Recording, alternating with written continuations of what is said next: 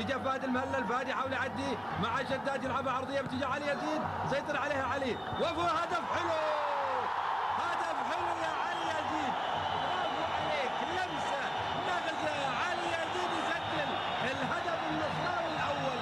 كرة القدم تعني لمسه وجول. 116 بطولة غرب اسيا عام 1416 كاس أندية الخليج ابطال الدوري مرة اخرى.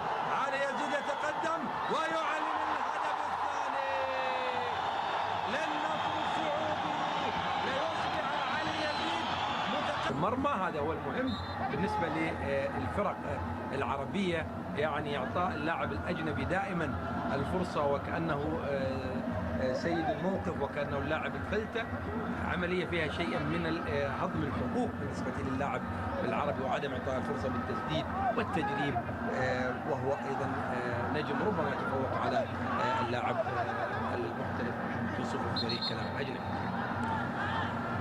خطأ لصالح النصر، والنصر في الدقائق العشر الأخيرة هل يضيف هدفا ثالثا وفرصة تتهيأ نصراوية وراسية تمر إلى المرمى.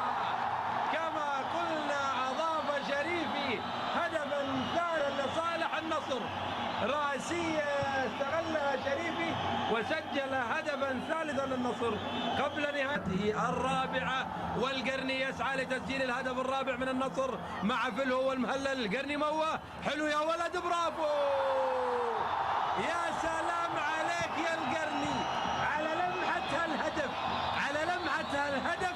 المفروض ياخذ افضل لاعب، لكن مشكلة افضل لاعب انها تكون قدمت الان ومثل اسماء عرفت، لكن والله على لمحة الهدف ياخذ افضل لاعب.